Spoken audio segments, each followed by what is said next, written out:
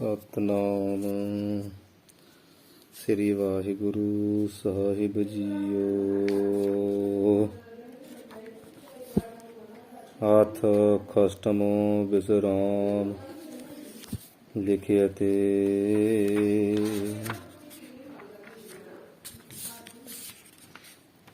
ਸਿੱਖਿਓ ਬਾਚ।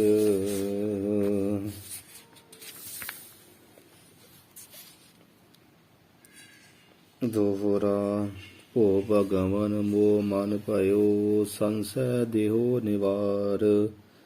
ਜਬ ਮਿਥਿਆ ਕਹਿ ਬਿਦ ਕਹਿਓ ਮੋਹ ਪ੍ਰਤ ਕਹੋ ਵਿਚਾਰ। ਭੋ ਭਗਵਨ ਮੋਹ ਮਨ ਭਇਓ। ਵਾਹਿਗੁਰੂ ਜੀ ਕਾ ਖਾਲਸਾ ਵਾਹਿਗੁਰੂ ਜੀ ਕੀ ਫਤਿਹ। ਛੇਵਾਂ ਵਿਸਰਾਮ ਪ੍ਰਾਰੰਭ ਹੁੰਦਾ ਹੈ। ਹੱਥ ਖਸਟਮੋ ਵਿਸਰਾਮ ਲਿਖਿਆ ਤੇ। ਕਵੀ ਅਨਾਥਪੁਰੀ ਜੀ ਕਹਿੰਦੇ ਹੁਣ ਖਸਟਮੋ ਕਹੀਏ ਛੇਵਾਂ ਜਿਹੜਾ ਵਿਸ਼ਰਾਮ ਕਹੀਏ ਅਧਿਆਏ ਆ ਉਹ ਲਿਖਿਆ ਤੇ ਲਿਖਦੇ ਹਾਂ ਕਥਨ ਕਰਦੇ ਹਾਂ। ਸਿੱਖਿਓ ਵਾਚ। ਸਿੱਖ ਵੱਲੋਂ ਬੇਨਤੀ ਹੈ ਗੁਰੂ ਅੱਗੇ ਜੋ ਬੇਨਤੀ ਰੂਪ ਹੋ ਕੇ ਵਾਚ ਕਹੀਏ ਕਥਨ ਕਰਦਾ ਹੈ। ਦੋਹਰਾ ਭੋ ਭਗਵਨ ਮੋਹ ਮਨ ਭਇਓ। ਅੱਗੇ ਵੀ ਕਈ ਵਾਰ ਪਿਛੇ ਭੋ ਭਗਵਾਨ ਆ ਚੁੱਕਿਆ, ਮਤਲਬ ਹੇ ਗੁਰੂ ਜੀ ਮੋਹ ਮਨ ਭਇਓ। ਮੋਹ ਕਹੀਏ ਮੇਰੇ, ਮਨ ਕਹੀਏ ਚਿੱਤ ਵਿੱਚ, ਸੰਸੈ ਦੇਹੋ ਨਿਵਾਰ।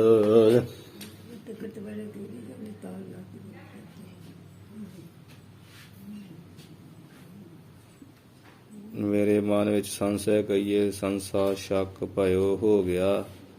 ਕਿਰਪਾ ਕਰਕੇ ਹੇ ਗੁਰੂ ਜੀ ਤੁਸੀਂ ਆਪਣੀ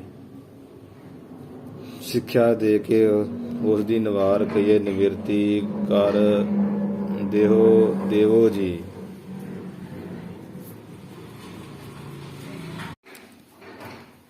ਭੋ ਭਗਵਨ ਮੋਹ ਮਨ ਭਇਓ। ਹੇ ਗੁਰੂ ਜੀ ਮੇਰੇ ਮਨ ਵਿੱਚ ਇਹ ਹੋਇਆ ਕਿ ਸੰਸਾ ਹੋਇਆ ਤੇ ਆਪ ਜੀ ਸਿੱਖਿਆ ਦੇ ਕੇ ਦੇਹੋ ਨਿਵਾਰ ਕਹੀਏ ਨਿਵਰਤੀ ਕਰ ਦਿਓ।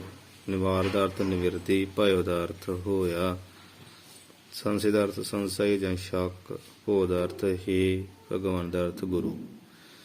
ਜਗ ਮਿਥਿਆ ਕਹਿ ਬਿਦ ਕਹਿਓ।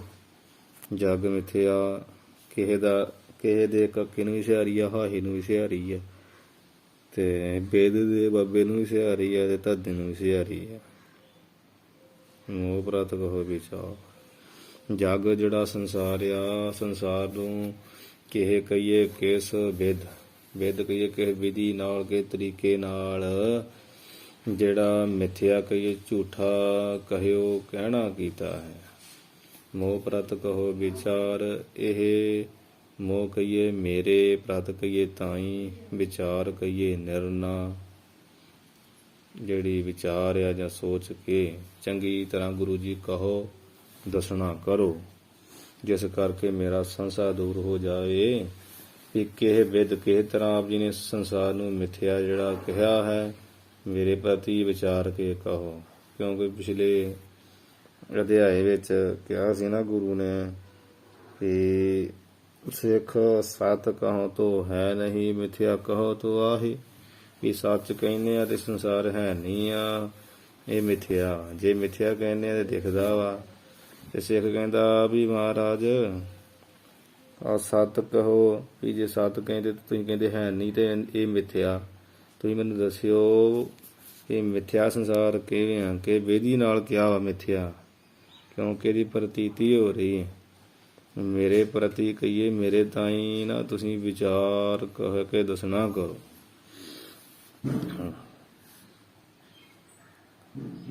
ਆਗੇ ਸ੍ਰੀ ਗੁਰੂ ਵਾਚ।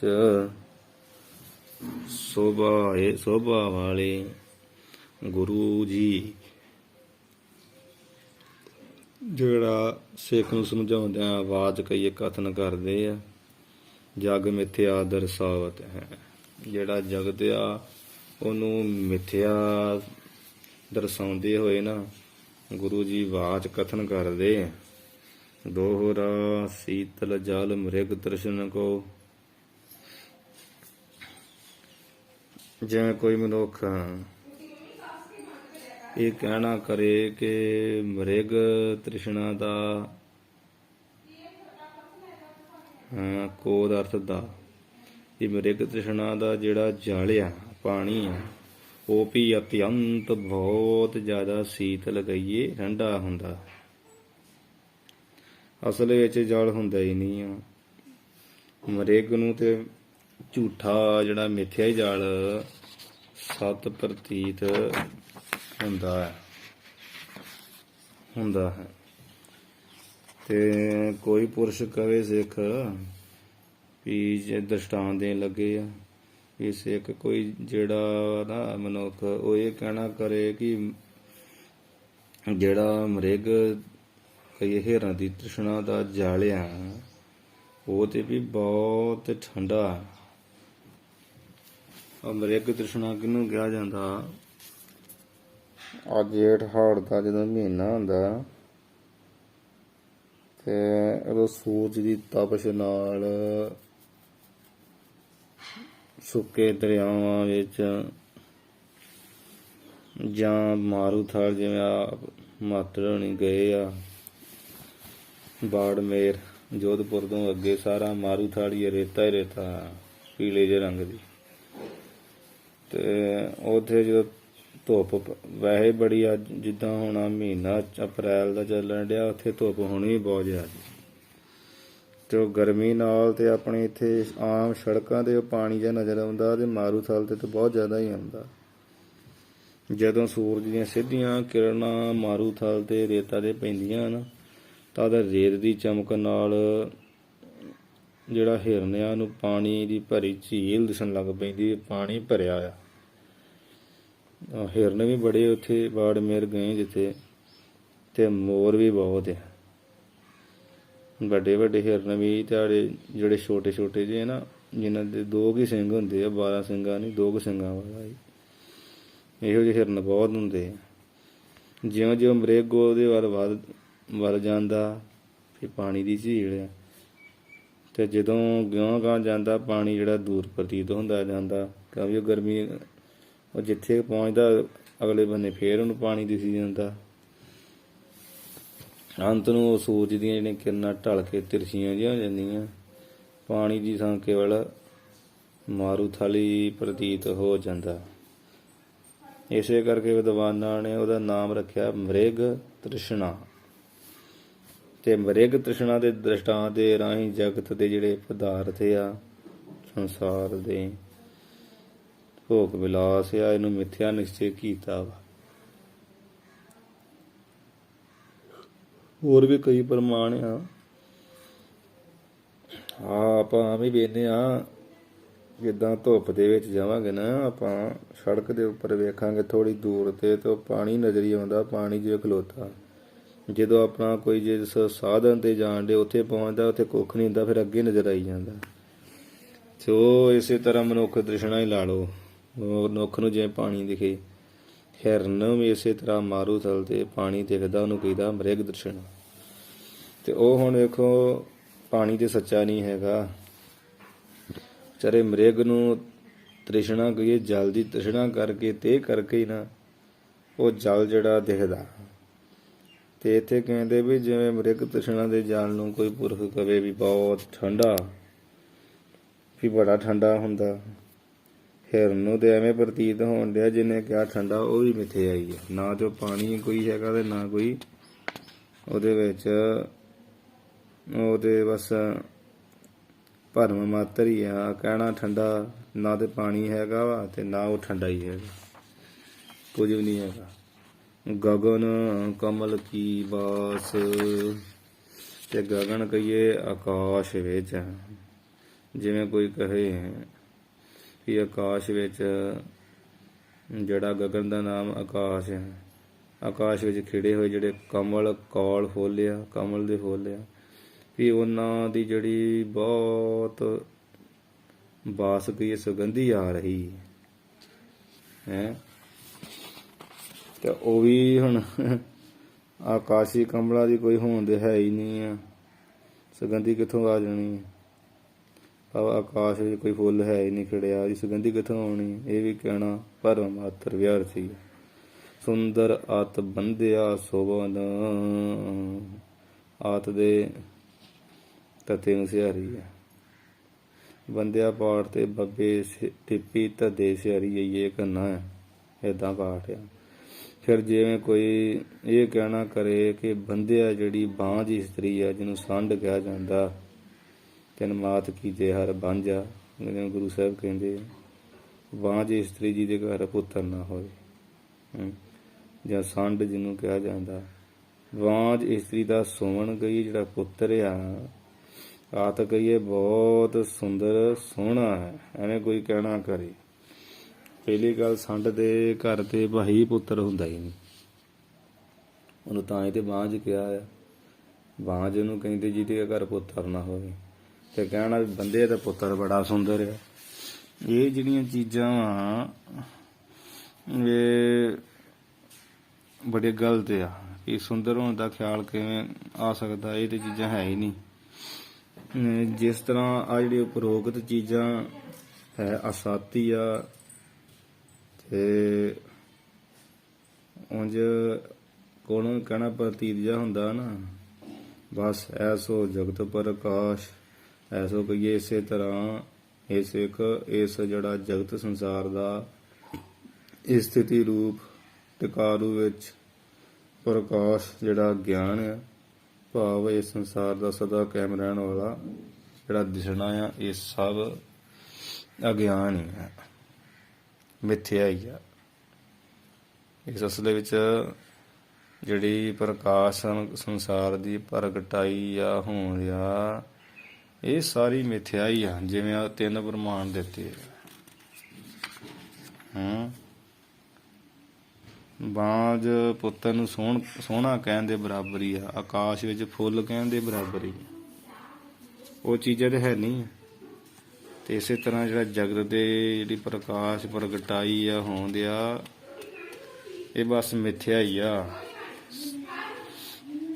ਦੋਹਰਾ ਜਿਉ ਨਭ ਮੈਂ ਕਲਪੀ ਘਣੀ, ਜਿਉਂ ਕਹੀਏ ਜਿਵੇਂ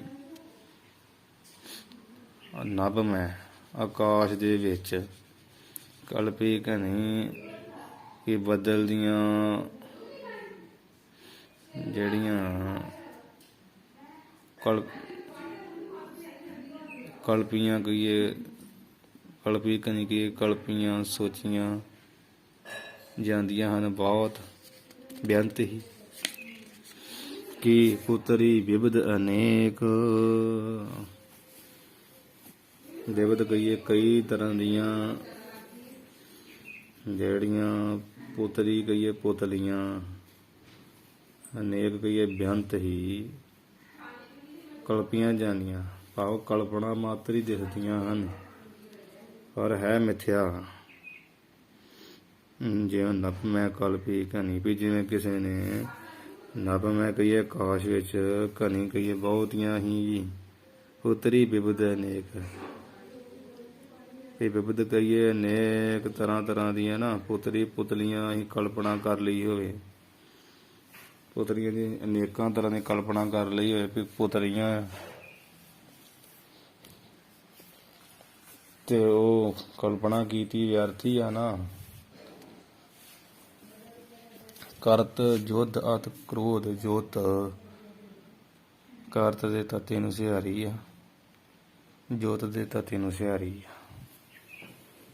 ਇਸ ਤਰ੍ਹਾਂ ਲੱਗਦਾ ਹੁੰਦਾ ਹੈ ਕਿ ਉਹ ਆਤ ਕਹੀਏ ਬਹੁਤੇ, ਕ੍ਰੋਧ ਕਹੀਏ ਗੁੱਸੇ, ਜੁਧ ਕਹੀਏ ਸਹਿਤ ਹੋ ਕੇ, ਯੁੱਧ ਕਹੀਏ ਜੰਗ ਕਰਤ ਕਰਦੀਆਂ ਹਨ। ਐਸੋ ਜਗਤ ਵਿਵੇਕ ਐਸੀ ਸਿੱਖ, ਐਸੋ ਅਜਿਹਾ ਹੀ ਜਿਹੜਾ ਜਗਤ ਸੰਸਾਰ ਦਾ ਵਿਵੇਕ ਵਿਚਾਰ ਆ, ਉਹ ਤੂੰ ਸਮਝ ਲਾ। ਜਗਤ ਦਾ ਸੰਸਾਰ ਤੂੰ ਸਮਝਦਾ ਏ, ਭਾਵ ਇਹ ਉਹ ਪੁਤਲੀਆਂ ਹਨ, ਭਾਵ ਜਿਵੇਂ ਉਹ ਪੁਤਲੀਆਂ ਕੇਵਲ ਕਲਪਨਾ ਮਾਤਰ ਹੀ ਹੈ ਨਾ, ਐਵੇਂ ਸੰਸਾਰ ਕਲਪਨਾ ਮਾਤਰ ਹੀ ਆ। ਜਿਵੇਂ ਆਕਾਸ਼ ਦੇ ਵਿੱਚ ਬੱਦਲਾਂ ਦੀਆਂ ਅਨੇਕਾਂ ਜਿਹੜੀਆਂ ਨਾ ਪੁੱਤਰੀਆਂ ਜੇ ਕਲਪ ਲਵੇ ਤੇ ਧਿਆਨ ਨਾਲ ਬੱਦਲ ਜੇ ਵੇਖੀਏ ਤਾਂ ਕਈ ਵਾਰ ਮੂਰਤਾਂ ਜੀ ਲੱਗਦੀਆਂ ਨਾ, ਤਾਂ ਇਉਂ ਲੱਗਦਾ ਵੀ ਆਹ ਤਾਂ ਕਰੋਧ ਜੁੱਧ, ਬੜੇ ਕਰੋਧ ਦੇ ਸਹਿਤ ਯੁੱਧ ਕਰ ਰਹੀਆਂ ਪੁਤਲੀਆਂ ਜੀਆਂ, ਐਸੋ ਜਗਤ ਵਿਵੇਕ। ਪਰ ਉਹ ਬੱਦਲ ਅਤੇ ਪੁਤਲੀਆਂ ਨਹੀਂ ਹੈਗੀਆਂ, ਨਾ ਕੋਈ ਯੁੱਧ ਹੀ ਕਰਨ ਡਿਆ, ਬਸ ਕਲਪਨਾ ਮਾਤਰ ਹੀ ਆ, ਕਲਪਨਾ ਹੀ ਕਰਨੀ ਆ। ਜਿਵੇਂ ਹਰ ਲੋਕ ਝੂਠ ਹੀ ਇਹ ਬੱਦਲਾਂ 'ਚ ਵੇਖੋ ਵੀ ਗੁਰੂ ਨਾਨਕ ਦੇਵ ਜੀ ਫੋਟੋ ਦਿਖਣ ਦੀ, ਨਾ ਤਾਂ ਕਿਸੇ ਨੇ ਗੁਰੂ ਨਾਨਕ ਸਾਹਿਬ ਜੀ ਦੇ ਦਰਸ਼ਨ ਕੀਤੇ ਆ ਤੇ ਨਾ ਕੋਈ ਉਹੋ ਜਿਹੇ ਸਰੂਪ ਦਾ ਪਤਾ। ਇੱਕ ਜਿਹੜੀ ਫੋਟੋਆਂ ਆਮ ਮਨੁੱਖਾਂ ਨੇ ਬਣਾਈਆਂ ਹੋਈਆਂ ਉਹਦੀ ਕਲਪਨਾ ਜੀ ਕਰਕੇ ਤੇ ਉਹ ਬੱਦਲਾਂ ਵਿੱਚ ਦ੍ਰਿਸ਼ ਜਿਹਾ ਪੈਦਾ ਕਰੀ ਜਾਂਦੇ ਆਪਣੇ ਕੋਲ, ਤੇ ਹੈ ਉਹ ਕਲਪਨਾ ਮਾਤਰ ਹੀ ਆ ਨਾ, ਝੂਠ ਹੀ ਆ ਨਾ, ਮਿੱਥਿਆ ਹੀ ਆ ਨਾ। ਸਰੂਪ ਪਹਿਲੀ ਗੱਲ, ਗੁਰੂ ਕਾ ਸਰੂਪ ਐਸਾ ਨਹੀਂ ਹੈਗਾ ਜੈਸਾ ਲੋਕਾਂ ਬਣਾਇਆ। ਫਿਰ ਦੂਜੀ ਗੱਲ, ਬੱਦਲਾਂ ਵਿੱਚ ਗੁਰੂ ਕੀ ਕੋਈ ਫੋਟੋ ਨਹੀਂ ਹੈਗੀ, ਤੇ ਉਹ ਕਲਪਨਾ ਮਾਤਰ ਹੀ ਆ, ਇੱਕ ਸੂਰਤ ਮੂਰਤ ਦੀ ਜਿਹੜੀ ਕਲਪ ਲਈ ਆ ਤੇ ਪ੍ਰਤੀਤ ਹੁੰਦੀ, ਅਸਲ ਵਿੱਚ ਹੈ ਨਹੀਂ। ਇਸੇ ਤਰ੍ਹਾਂ ਸਿੱਖ ਜਗਤ ਦਾ ਵਿਵੇਕ ਵਿਚਾਰਿਆ ਭਾਵ ਕਲਪਨਾ ਮਾਤਰ ਹੀ ਆ। ਜਿਵੇਂ ਆਕਾਸ਼ ਵਿੱਚ ਕਲਪੀਆਂ ਪੁੱਤਰੀਆਂ ਅਨੇਕਾਂ ਤਰ੍ਹਾਂ ਦੀਆਂ ਦਿਖਦੀਆਂ, ਯੁੱਧ ਕਰਦੀਆਂ ਕਰੋਧ ਦੇ ਸਹਿਤ, ਤੇ ਹੁੰਦਾ ਕੁਝ ਵੀ ਨਹੀਂ ਹੈ। ਇਸ ਤਰ੍ਹਾਂ ਸੰਸਾਰ ਦੀ ਵਿਚਾਰ ਸਮਝ ਲਾ। ਦੋਹਰਾ ਅਨਾਥ ਸੁਆਪਨ ਕਾਹੂ ਨਰ ਹੈ। ਕਵੀ ਨਾਥਪੁਰੀ ਜੀ ਕਹਿੰਦੇ ਆ, ਜਿਵੇਂ ਕਾਹੂ ਕਹੀਏ ਕੋਈ ਜਿਹੜਾ ਨਰ ਹੈ, ਕਹੀਏ ਪੁਰਸ਼ ਆ, ਸੁਆਪਨ ਕਹੀਏ ਸੁਪਨੇ ਦੇ ਵਿੱਚ, ਤੇ ਸਫ਼ਰ ਤੈਅ ਕਰ ਲਈ ਚੱਲ ਪਿਆ ਹੋਵੇ, ਦਿਸਣ ਵਿਖੇ ਭ੍ਰਮ ਹੋਏ, ਉਸ ਨੂੰ ਦਿਸਣ ਕਹੀਏ ਦਿਸ਼ਾ ਵਿੱਚ, ਵਿਖੇ ਕਹੀਏ ਵਿੱਚ, ਭਰਮ ਹੋਏ ਭੁਲੇਖਾ ਹੋਏ ਹੋ ਜਾਵੇ। ਭਾਵ ਜਿਸ ਮਾਰਗ ਤੇ ਜਾਣਾ ਸੀ ਉਸ ਰਸਤੇ ਦਾ ਭੁਲੇਖਾ ਖਾ ਕੇ ਕਿਸੇ ਹੋਰ ਰਸਤੇ ਤੇ ਪੈ ਗਿਆ ਹੋਵੇ, ਹੈਂ ਦਿਸ਼ਾ ਭਰਮ। ਕਵੀ ਅਨਾਥ ਸੁਆਪਨ ਕਾਹੂ ਨਰ ਹੈ। ਕਵੀ ਨਾਥਪੁਰੀ ਜੀ ਕਹਿੰਦੇ ਆ ਵੀ ਜਿਵੇਂ ਕਾਹੂ ਕਹੀਏ ਕਿਸੇ ਪੁਰਖ ਨੂੰ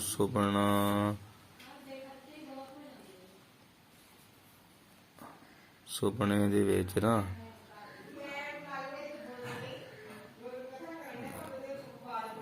ਦਿਸ ਭਰਮ ਹੋ ਜਾਵੇ।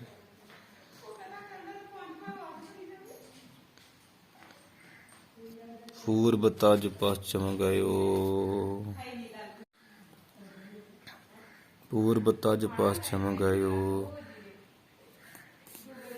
ਤੇ ਕਿਸੇ ਹੋਰ ਰਸਤੇ ਤੇ ਪੈ ਜੇ। ਭਾਵ ਪੂਰਬ ਚੜ੍ਹਦਾ ਸੂਰਜ ਵਾਲਾ ਪਾਸਾ ਪੂਰਬ ਹੁੰਦਾ, ਚੜ੍ਹਦੇ ਸੂਰਜ ਵਾਲੇ ਪਾਸੇ ਤਜ ਕਹੀਏ ਛੱਡ ਕੇ ਪਛਮ ਗਇਓ, ਤੇ ਪੱਛਮ ਕਹੀਏ ਲਹਿੰਦੇ ਵੱਲ ਪਾਸੇ ਵੱਲ ਚਲਾ ਗਿਆ, ਤੇ ਕਾਫੀ ਰਸਤਾ ਵੀ ਤੈਅ ਕਰ ਲਿਆ। ਭਾਵ ਚੜ੍ਹਦੇ ਜਾਣਾ ਸੀ ਤੇ ਲਹਿੰਦੇ ਵੱਲ ਤੁਰਿਆ ਗਿਆ, ਤੇ ਵਿਖਾਦ ਜਗ ਸੋਏ। ਜਦੋਂ ਰਸਤਾ ਕਾਫੀ ਤੈਅ ਕਰ ਲਿਆ, ਵਿਖਾਦ ਕਹੀਏ ਬਾਅਦ 'ਚ ਪਤਾ ਲੱਗਾ ਕਿ ਮੈਂ ਤਾਂ ਵੀ ਉਲਟੇ ਰਸਤੇ ਤੇ ਆ ਗਿਆ। ਹਾਂਜੀ, ਤੇ ਫਿਰ ਤੇ ਕਹੀਏ ਉਸ ਪੁਰਖ ਨੂੰ ਜਿਹੜਾ ਨਾ ਉਸ ਭੁਲੇਖੇ ਦੇ ਕਾਰਨ ਵਿਖਾਦ ਬੜਾ ਦੁਖੀ ਹੋਣਾ ਪੈਂਦਾ। ਵਿਖਾਦ ਅਰਥ ਦੁਖੀ ਹੋਣਾ ਪੈਂਦਾ। ਫਿਰ ਤੈਨੂੰ ਬੜਾ ਵਿਖਾਦ ਜਿਹੜਾ ਨਾ ਹੋਣਾ ਪੈਂਦਾ, ਬਹੁਤ ਦੁਖੀ ਹੋਣਾ ਪੈਂਦਾ ਵੀ ਅੱਗੇ ਤੇ ਗਰਮੀ ਬਹੁਤ ਆ, ਉੱਧਰੋਂ ਉਲਟੇ ਪਾਸੇ ਚੱਲ ਪਿਆ, ਤੇ ਇਹ ਤੇ ਬੜੀ ਗੱਲ ਮਾੜੀ ਹੋ ਗਈ ਵੀ ਸੁਪਨੇ ਵਿੱਚ ਹੋਣ ਕਰਕੇ ਪ੍ਰਾਪਤ ਹੋਇਆ ਦੁੱਖ ਸਿਰਫ ਮਿਥਿਆ ਹੀ ਆ। ਇਵੇਂ ਇਸ ਜਗਤ ਦੀ ਜਗ ਸੋਏ, ਇਹ ਜਗਤ ਦੀ ਜਿਹੜੀ ਸੋਏ ਘਨ ਸੋਇਆ ਭਾਵ ਵਿਚਾਰ ਆ, ਇਹ ਵੀ ਮਿਥਿਆ ਹੀ ਆ। ਸੋਏ ਦਾ ਅਰਥ ਸੋਭਾ ਵੀ ਹੁੰਦਾ ਹਨ।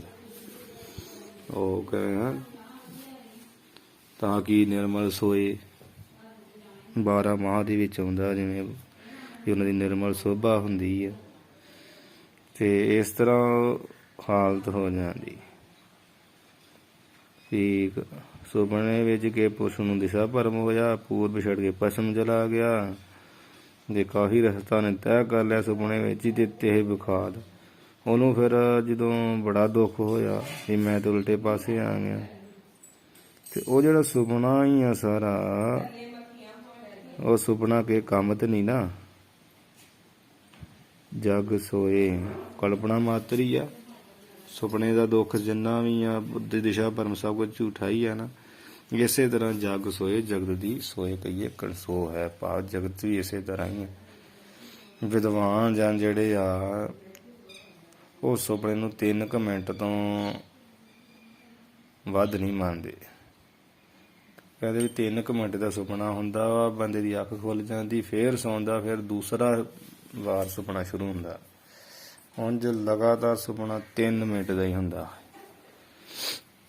ਇਸੇ ਤਰ੍ਹਾਂ ਜਗਤ ਦੀ ਹਾਲਤ ਆ ਕਿ ਜਗਤ ਇੱਕ ਜਿਹੜਾ ਸੁਪਨੇ ਵਾਂਗ ਆ। ਜਾਗਰ ਸੁਪਨਾ ਜੋ ਸੰਸਾਰ, ਗੁਰੂ ਤੇਗ ਬਹਾਦਰ ਸਾਹਿਬ ਵੀ ਕਹਿੰਦੇ ਆ, ਬਚਨ ਕਰਦੇ ਆ, ਜਗਤ ਇੱਕ ਸੁਪਨੇ ਵਾਂਗ ਆ ਤੇ ਜੀਵ ਇਸ ਵਿੱਚ ਅਵਿਦਿਆ ਕਾਰਨ ਆ ਨਾ, ਬੇਸਮਝੀ ਕਾਰਨ, ਬ੍ਰਹਮ ਗਿਆਨ ਤੋਂ ਬਿਨਾਂ ਹੋਣੇ ਕਰਕੇ ਭੁੱਲਿਆ ਫਿਰਦਾ। ਤੇ ਜੀਵ ਦੇ ਕੇਵਲ ਕਲਪਨਾ ਤੋਂ ਬਗੈਰ ਹੋਰ ਕੁਝ ਵੀ ਪੱਲੇ ਨਹੀਂ ਪੈਂਦਾ। ਕਲਪਨਾ ਹੀ ਕਲਪਨਾ ਦੇ ਅੰਦਰ, ਖਿਆਲ ਹੀ ਖਿਆਲ। ਇਹ ਜੀਵ ਪ੍ਰਭੂ ਪ੍ਰਾਪਤੀ ਵਾਲੇ ਪਰਮਾਰਥ ਦੇ ਰਸਤੇ ਨੂੰ ਛੱਡ ਕੇ, ਭਾਵ ਚੜ੍ਹਦਾ ਰਸਤਾ ਹੈ, ਤੇ ਉਲਟਾ ਜਿਹੜਾ ਲੈਂਦਾ ਨਾ ਵਿਹਾਰਕ ਵਾਲਾ, ਸੰਸਾਰ ਵਾਲਾ ਪਾਸਾ, ਸੰਸਾਰਾ ਕਰ ਬਿਰਤੀ, ਇੱਧਰ ਤੁਰਿਆ ਪਿਆ ਹੈ।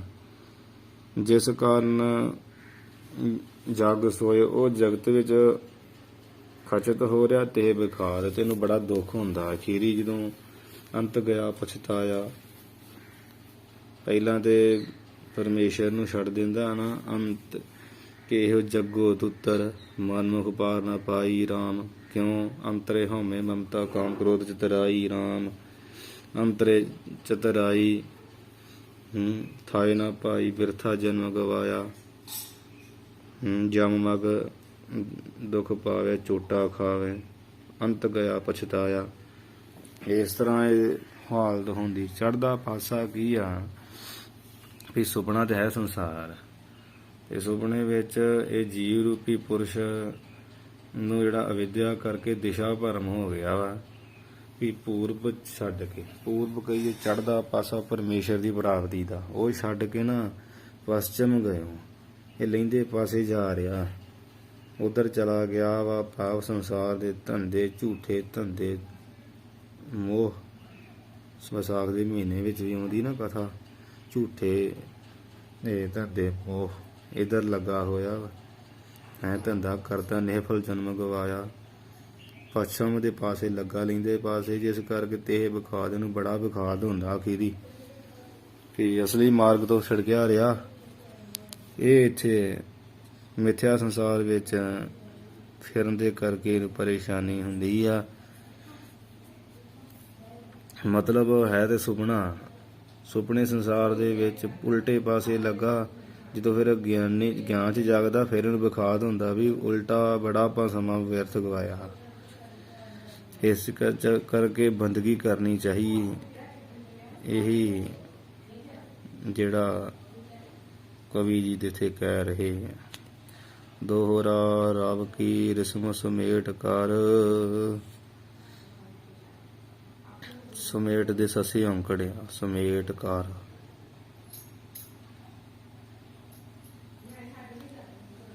ਮੁੱਖ ਪਾਠ ਆ ਸਮੇਟ ਕਰ। ਹਾਂ, ਜਿਵੇਂ ਕੋਈ ਪੁਰਖ ਇਹ ਕਹਿਣਾ ਕਰੇ ਕਿ ਮੈਂ ਰਬ ਕੀ ਕਹੀਏ ਸੂਰਜ ਦੀ, ਰੇਸ਼ਮ ਕਹੀਏ ਕਿਰਨ ਨੂੰ,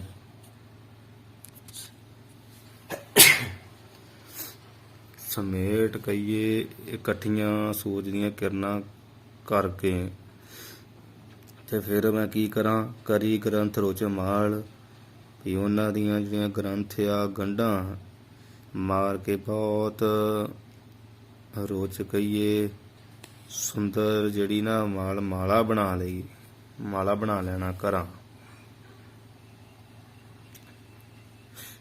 ਰਬ ਕੀ ਰਸਮ ਸਮੇਟ ਕਰ। ਕਈ ਥਾਵਾਂ ਤੇ ਕੈ ਪਾਠ ਵੀ ਹੈਗਾ ਵੀ ਰਬ ਕੀ ਰਿਸਮ ਸਮੇਟ ਕੈ, ਦੋਵੇਂ ਪਾਠ ਸਹੀ ਆ, ਕੈ ਵੀ ਤੇ ਕਰ ਵੀ, ਅਰਥ ਇੱਕ ਹੀ ਬਹਾਨਾ ਕਰਕੇ। ਕਿ ਜਿਵੇਂ ਕੋਈ ਇਹ ਕਵੇ ਕਿ ਰਬ ਕੀ ਸੂਰਜ ਦੀਆਂ ਜਿਹੜੀਆਂ ਰਿਸਮ ਕਿਰਨਾਂ ਆ ਨਾ, ਉਹਨਾਂ ਨੂੰ ਸਮੇਟ ਕੇ ਇਕੱਠੀਆਂ ਕਰਕੇ ਤੇ ਉਹਨਾਂ ਨੂੰ ਮੈਂ ਕੀ ਕਰਾਂ, ਗ੍ਰੰਥ ਦਾ ਅਰਥ ਗੰਢਾਂ ਦੇ ਕੇ ਰੁਚ ਕਹੀਏ ਸੋਹਣੀ ਜਿਹੜੀ ਮਾਲਾ ਬਣਾ ਲੈਣਾ ਕਰਾਂ। ਪਹਿਰੇ ਬੰਧਿਆ ਕੋ ਸੁਮਨ, ਤੇ ਉਸ ਮਾਲਾ ਨੂੰ ਜਿਹੜਾ ਬੰਧਿਆ ਕਹੀਏ ਬਾਂਝ ਇਸਤਰੀ ਦਾ, ਸੁਮਨ ਕਹੀਏ ਪੁੱਤਰ ਆ, ਪਿੱਛੇ ਵੀ ਇੱਦਾਂ ਹੀ ਆਇਆ, ਕੋ ਦਾ ਅਰਥ ਦਾ ਇੱਥੇ, ਵੀ ਉਸ ਮਾਲਾ ਨੂੰ ਬੰਧਿਆ ਦਾ ਜਿਹੜਾ ਪੁੱਤਰ ਆ, ਸੰਡ ਦਾ ਪੁੱਤਰ ਭਾਵ ਜੋ ਹੈ ਹੀ ਨਹੀਂ ਆ, ਤੇ ਉਸ ਪੁੱਤਰ ਦੇ ਪਹਿਰੇ ਕਹੀਏ ਵੀ ਪਹਿਨਾ ਦੇਵਾਂ, ਸੋਭਾ ਬਣੀ ਵਿਸਾਲ, ਤੇ ਉਸ ਦੇ ਗਲ ਵਿੱਚ ਪਈ ਮਾਲਾ ਦੀ ਵਿਸਾਲ ਕੇ ਬੜੀ ਸੋਭਾ ਬਣੀ ਫੱਬ ਰਹੀ। ਸੋਭਾ ਕਹੀਏ ਸੋਭਾ ਹੀ ਆ ਜਾਂ ਫੱਬ ਵੀ ਬੜੀ ਫੱਬ ਰਹੀ ਹੈ ਮਾਲਾ। ਦੱਸੋ ਵੀ ਇਹ ਗੱਲਾਂ ਸੱਚੀਆਂ ਹੈਗੀਆਂ? ਨਾ ਦੇ ਬੰਦੇ ਦਾ ਪੁੱਤਰ ਹੈਗਾ, ਨਾ ਦੇ ਕਿਰਨਾਂ ਦੀ ਮਾਲਾ ਹੀ ਬਣ ਸਕਦੀ ਹੈ। ਇਹ ਸੋਭਾ ਕਿੱਥੋਂ ਬਣ ਗਈ? ਕੁਝ ਵੀ ਨਹੀਂ ਸੋਭਾ ਬਣਨੀ। ਇਹ ਗੱਲ ਕਹਿ ਰਹੇ ਆ ਵੀ ਇਹ ਜਿਵੇਂ ਇਹ ਸਭ ਮਿਥਿਆ ਹੀ ਹੈ ਨਾ, ਇਹ ਕੋਈ ਵੀ ਚੀਜ਼ ਨਹੀਂ ਬਣ ਸਕਦੀ, ਨਾ ਤੇ ਕਿਰਨਾਂ ਦੀਆਂ ਮਾਲਾ ਬਣ ਸਕਦੀਆਂ ਵਾ, ਤੇ ਨਾ ਤੇ ਬੰਦਿਆ ਦੇ ਘਰ ਪੁੱਤਰ ਹੀ ਹੁੰਦਾ ਆ, ਤੇ ਨਾ ਦੀ ਕੋਈ ਸੋਭਾ ਹੀ ਬਣਨੀ, ਨਾ ਦਾ ਕੋਈ ਗਾਲੀ ਹੈਗਾ, ਨਾ ਕੋਈ ਮਾਲਾ ਹੀ ਹੈਗੀ। ਭਾਵੇਂ ਸਭ ਕਲਪਨਾ ਮਾਤਰ ਹੈ, ਐਵੇਂ ਖਿਆਲ ਹੀ ਕਰਨ ਵਾਲੀ ਗੱਲ ਹੈ। ਦੋਹਰਾ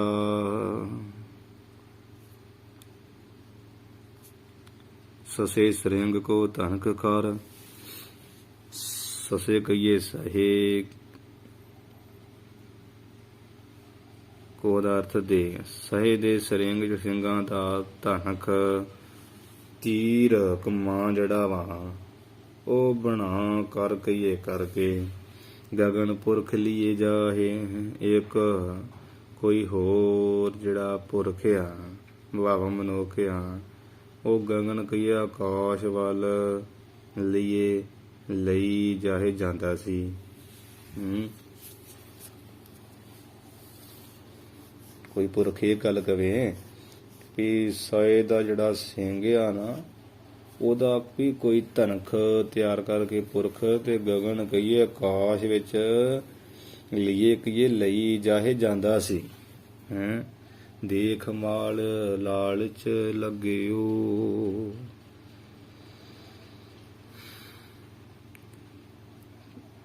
ਤੇ ਜਿਹੜੀ ਬਾਂਝ ਔਰਤ ਸੀ ਨਾ, ਤੇ ਉਹ ਬਾਂਝ ਔਰਤ ਦੇ ਪੁੱਤਰ ਦੇ ਗਲ ਵਿੱਚ ਪਈ ਜਿਹੜੀ ਮਾਲਾ ਸੀ ਸੂਰਜ ਦੀਆਂ ਕਿਰਨਾਂ ਦੀ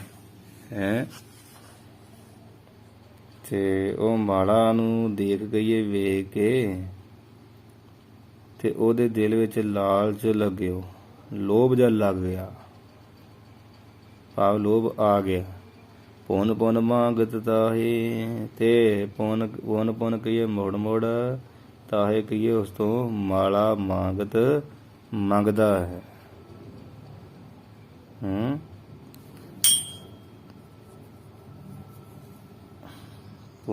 ਮੁੜ ਕੇ ਤਾਹੇ ਕਹੀਏ ਉਸ ਕੋਲੋਂ ਮੰਗਣ ਲੱਗਾ, ਦੇ ਮੈਨੂੰ ਭਾਈ ਮਾਲਾ, ਦੇ ਮੈਨੂੰ ਮਾਲਾ।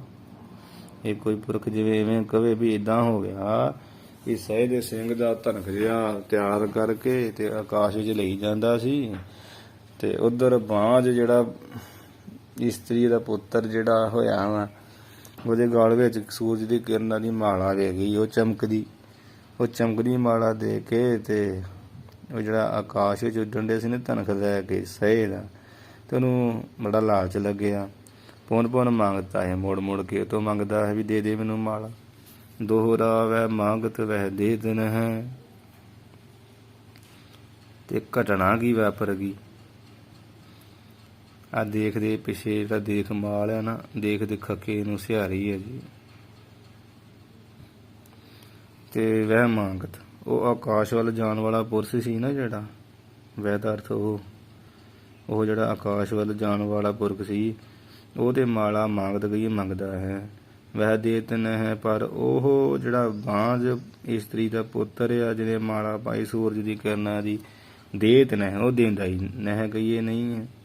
ਬੜੀ ਪਰਸਪਰ ਇਸ ਤਰ੍ਹਾਂ ਉਹਨਾਂ ਦੋਵਾਂ ਦੀ ਪਰਸਪਰ ਗਈ ਆਪੋ ਵਿੱਚ ਹੀ ਰਾਰ ਲੜਾਈ बढ़ी ਗਈ, ਵੱਧ ਗਈ, ਬੜੀ ਲੜਾਈ ਵੱਧ ਗਈ। ਸਿਰ ਪਾਟਣੇ ਸ਼ੁਰੂ ਹੋਣ ਲੱਗੇ ਵੀ ਦਿੰਦਾ ਕਿਉਂ ਨਹੀਂ ਮਾਲਾ, ਉਹ ਕਹਿੰਦਾ ਮੈਂ ਦੇਣੀ ਨਹੀਂ ਹੈ। ਤੇ ਨਾ ਕਛ ਭਇਓ ਨਾ ਹੈ ਕਛੂ,